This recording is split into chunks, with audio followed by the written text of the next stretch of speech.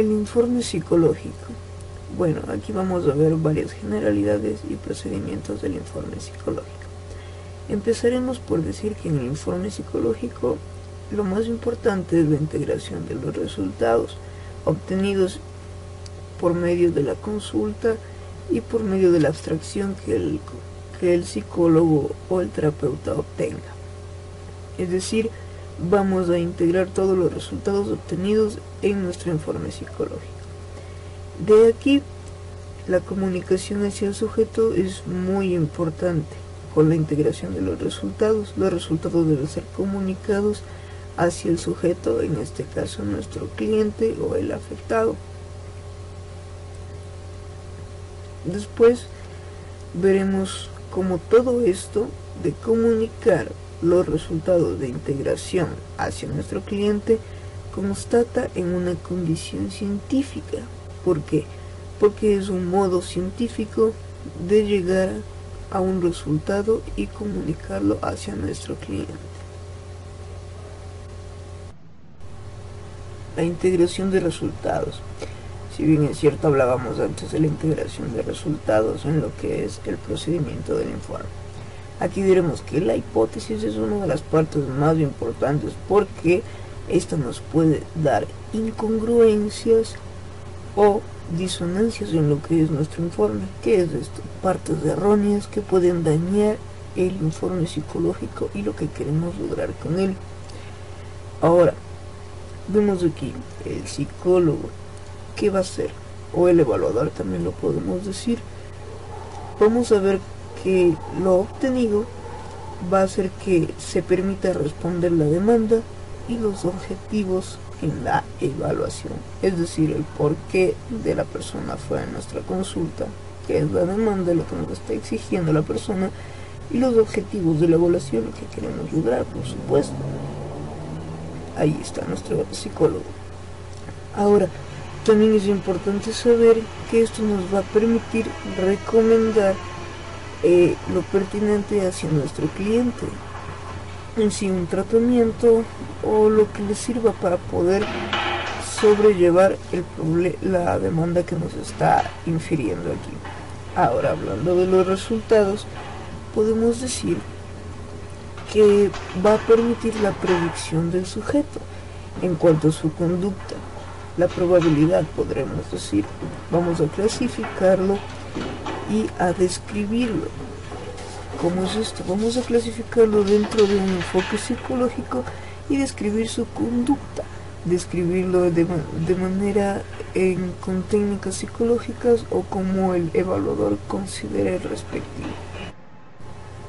Bien, ahora tenemos la comunicación de resultados. ¿Qué será la vía por la cual nosotros comunicaremos a nuestro paciente los resultados obtenidos?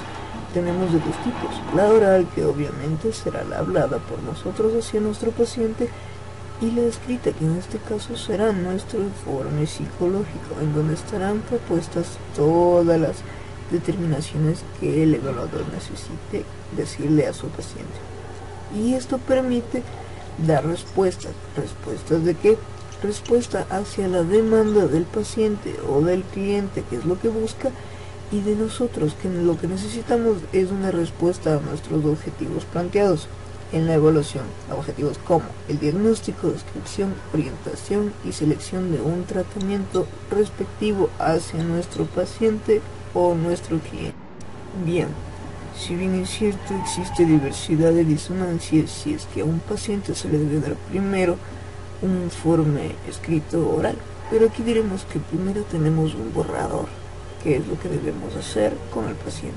Luego de este borrador vamos a informarle los datos que obtuvimos en este informe psicológico de borrador en la consulta, por supuesto.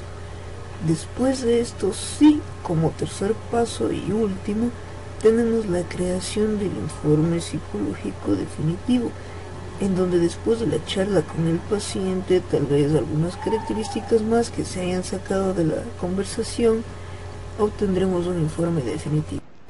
Bien, en cuanto a la comunicación de resultados, tenemos que la comunicación oral, sus objetivos principales en la sesión van a ser dos. El primero será que la información hacia nuestro cliente, por supuesto, de los resultados obtenidos en la sesión. Como segundo objetivo, tenemos que esto sirva para el cliente, para que él pueda obtener o tomar una decisión pertinente para su demanda, la demanda inicial, por supuesto, y que le ayude a su vida.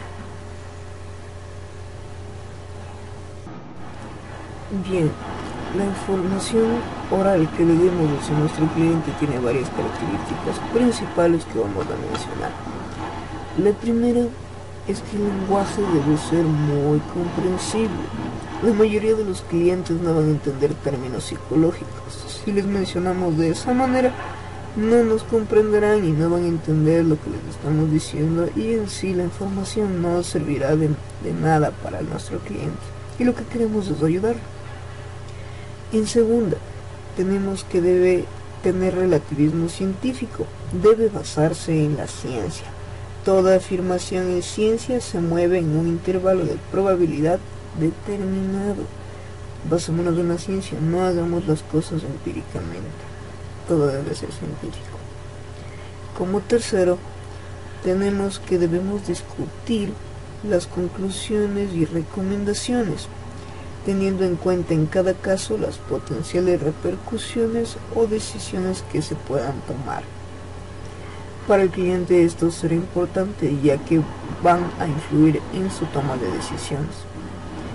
Ahora pasemos a la cuarta característica, en donde las distintas alternativas van a influir, porque estas alternativas influyen y repercuten en lo que es una toma de decisión para el tratamiento posible para mejorar la posición de nuestro cliente. Este tratamiento puede tener efectos secundarios y también debemos hablar sobre los costos. Ahora, una de las más importantes y como última es la de estar siempre a la disponibilidad de nuestro paciente o sujeto. Debemos estar siempre pendientes de nuestro paciente, porque si necesita ayuda debemos darle y brindarle toda la ayuda que podamos para su mejora. Bien, ahora pasamos de la comunicación oral a la comunicación escrita, en donde vamos a citar los aspectos, y los cuales aspectos serán dos. El primero de ellos es las características de un informe escrito. La primera será que este será un documento científico. Como ya habíamos hablado antes, no podemos hacer un documento empíricamente en este caso. Deberá ser científico, un informe netamente científico que nos arroje resultados valederos que sirvan para nuestro cliente o paciente. Siguiendo con el informe y sus características, en este será el segundo de servir de vehículo de comunicación. ¿Qué queremos decir con esto? Servirá para comunicar al paciente todos los datos o resultados que obtengamos. Y aquí de esto desglosamos que esto será ético y científico, es decir, ético en cuanto los resultados deberán ser verdaderos, no inventados por nosotros los psicólogos o el evaluador, y científico, como ya se les decía, valederos.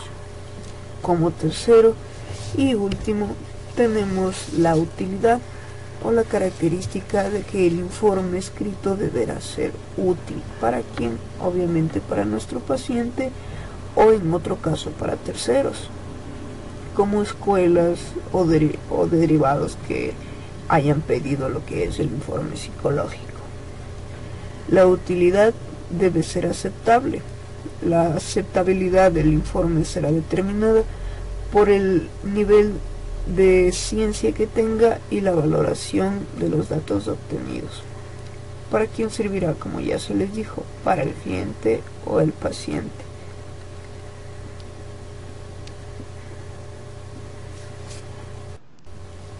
Si bien es cierto, existe una gran variedad de formatos de informes psicológicos, pero aquí les vamos a presentar uno de los formatos más completos y valederos para que ustedes puedan realizarlo con su paciente. Como primero, tenemos la realización escrita de los datos personales del paciente como del evaluador o el psicólogo. En este podemos resaltar el nombre, la edad, estado civil, escolaridad, el sexo, profesión, en donde vive de nuestro paciente. Y del psicólogo los datos personales serían la debida acreditación, o también puede ser más de un evaluador, por supuesto. Como segundo, tenemos la referencia y objetivos, en donde estará el motivo de la evaluación y los objetivos planteados, tanto por el remitente del caso, en este caso nuestro sujeto o paciente individual, como por sus familiares, que son los terceros por los que pudo llegar a consulta. Ahí tenemos el sujeto individual como los remitentes, que serían en este caso los terceros. Ahora, como tercero tenemos los datos biográficos relevantes. ¿A qué me refiero con relevantes? Los más importantes, por supuesto. Aquellos datos de interés, tanto sobre las condiciones ambientales pasadas como del contexto próximo, así como algunas informaciones sobre la evolución y el desarrollo.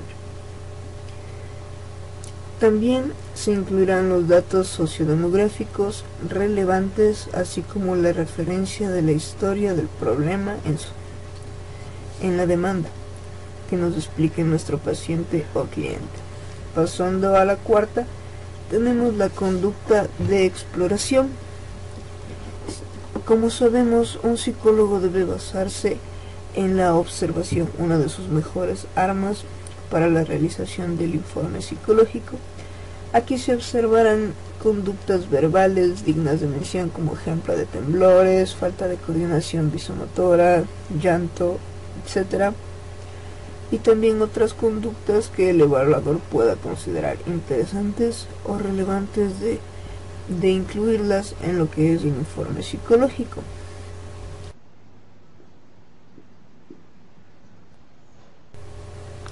Como quinto paso en nuestro informe psicológico tenemos el siguiente, en donde diremos que el quinto paso son las técnicas y el procedimiento que el evaluador o el psicólogo decide tomar al momento de la consulta. Estas técnicas, test o instrumentos utilizados como dispositivos de recogida de información deberán ser estandarizados. Luego, como sexto paso, tenemos lo que son los resultados cuantitativos. Estos resultados dependerán de los test o técnicas aplicadas anteriormente en el paso 5. Estos se presentarán de manera cuantitativa, es decir, contable, que se pueden contar, por ejemplo, con números, con letras, etcétera. Claro, dependiendo de lo que será la técnica aplicada por el evaluador hacia nuestro paciente, como vemos aquí el ejemplo de tablas o en Excel. Después de esto tenemos el séptimo paso. El séptimo paso diremos que es la integración de los resultados. Recuerden la importancia de la integración de los resultados en lo que es un informe psicológico, por supuesto para dar información al paciente. En este caso lo subdividiremos en dos subapartados. Estos dos subapartados serán los siguientes. El primero diremos que es los comportamientos del objeto de estudio o las características comportamentales. Aquí figurará la especificación de aquellos comportamientos por los cuales se consulta, y estas serán tres modalidades: una motora, una física o la fisiológica, y la cognitivo-verbal. Esto se expresa de los datos bases del sujeto o del paciente. Después de esta tenemos otro subapartado, el número 2, que son las características de personalidad o también conocidos como repertorios básicos de conducta. Se presentarán todos aquellos resultados referidos a comportamientos o características estables procedentes de los sistemas cognitivo-verbal, emocional, motivacional y sensomotor del paciente, por supuesto. Como octavo paso, tenemos lo que son las condiciones socioambientales. Los datos sobre condiciones socioambientales serán en general la influencia que genera la sociedad, la cultura sobre nuestro sujeto. Pueden ser pasadas, actuales o las futuras de acuerdo a lo que considera el evaluador. Aquí veremos la influencia que causa en nuestro sujeto estas condiciones socioambientales que pueden generar conductas indeseables, que pueden ser el motivo de la demanda de nuestro consultante, paciente o cliente. Aquí vemos un ejemplo: la cultura o la sociedad que afectan directamente al paciente. Tenemos como noveno paso las condiciones biológicas. En su caso, puede que si llegue a consulta a un paciente que no tenga condiciones biológicas que sean relevantes para la consulta, entonces no las pondremos. Pero en caso de existir condiciones biológicas relevantes, en este caso vemos el cerebro, pulmones, corazón que afecten o sean parte importante de la demanda, como psiconeurológicas, psicobiológicas, debemos ubicarlas en lo que son el informe psicológico como noveno paso.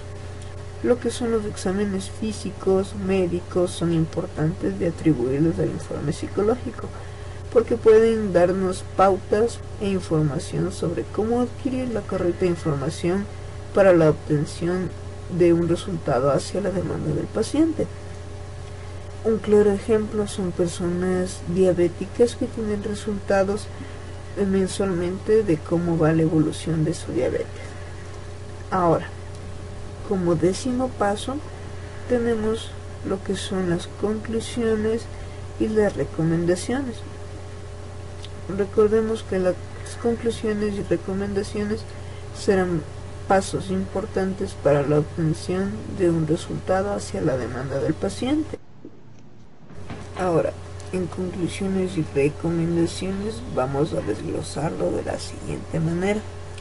Vamos a desglosarlos con las más importantes pautas a saber en lo que son las conclusiones y recomendaciones en el informe psicológico, en donde tenemos primero a tratar con el paciente del diagnóstico, la selección de un tratamiento, los objetivos de la evaluación a saber, y orientar al paciente hacia una recuperación. El último paso, este es la valoración de la intervención.